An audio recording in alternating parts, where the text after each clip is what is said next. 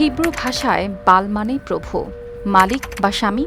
একসময় এই নাম ছিল সম্মান আর কর্তৃত্বের প্রতীক। মানে ইতিহাসের পাতায় তাকে দেবতা বলেই মানা হতো। তাকে ঘিরে গড়ে উঠেছিল এক ভ্রান্ত বিশ্বাস। সে যুগে যুগে কখনো হয়েছে উন্নতি আর সমৃদ্ধির রক্ষক, বৃষ্টি আর উর্বরতার প্রতীক। আবার সময় বদলেছে, একই নাম কখনো হয়ে গেছে ভয়, কখনো শয়তানের প্রতীক। কখনো মানুষ তাকে পূজা করেছে, আবার কখনো তাকে ঘৃণা আর আতঙ্কের চোখে দেখেছে। আর সবচেয়ে বিস্ময়কর বিষয়, এই বালের নামের উল্লেখ পাওয়া যায় পবিত্র কোরআনেও। প্রায় ৩,০০০ বছর আগে প্রাচীন কেনান অঞ্চলে মানুষ বালকে পূজা করত।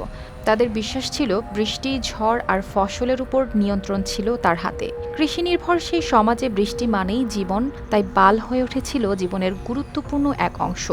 তার সবচেয়ে পরিচিত রূপ ছিল বাল হাদাদ, যাকে ভাবা হতো বজ্রপাত আর ঝড়ের শক্তিশালী নিয়ন্ত্রক। কিন্তু সময়ের সাথে সাথে সে বিশ্বাসে বড় পরিবর্তন আসে। নতুন ধর্ম, নতুন ধারণা, সবকিছু বদলে দিতে শুরু করে মানুষের দৃষ্টিভঙ্গি।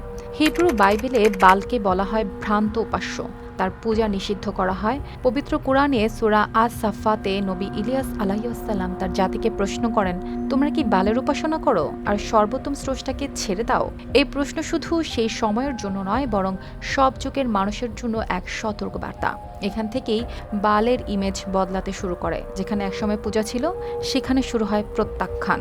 এরপর ইউরোপীয় লোককাহিনী ও ডেমনোলজিতে বাল বা বাইল হয়ে ওঠে এক ভয়ঙ্কর সত্তা।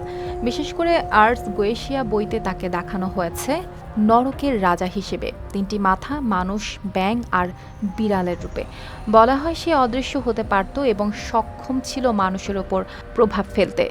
এমন বর্ণনা মানুষের মনে ভয় তৈরি করে এবং ধীরে ধীরে বাল নামটি ছড়িয়ে পড়ে শয়তানের প্রতীক হিসেবে। ইতিহাসে আরও একটি আকর্ষণীয় দিক আছে। বাল ও মৃত্যুর দেবতা মুতের পৌরাণিক যুদ্ধ। এই কাহিনীতে বলা হয়, যখন বাল জিতত তখন বৃষ্টি হতো, ফসল হতো, আর যখন সে পরাজিত হতো তখন নেমে আসতো খরা। এই চক্রটি ছিল প্রাচীন মানুষের কাছে ঋতু পরিবর্তনের ব্যাখ্যা। সময়ের সাথে বাল জেবুব নামটি হয়ে যায় বিল জেবুব, যার অর্থ মাছের প্রভু, এবং পরে এটি শয়তানের আরেক নাম হিসেবে পরিচিতি পায়। লেবাননের বালবেক শহরের নামও এসেছে এই বাল থেকেই। অর্থাৎ একই নাম কিন্তু ৩টি ভিন্ন রূপ, কখনো দেবতা হিসেবে পূজিত, পরে ভ্রান্ত বিশ্বাসের প্রতীক, আর শেষে শয়তানের সাথে যুক্ত এক ভয়ঙ্কর পরিচয়। অর্পিতা জাহান, RTV।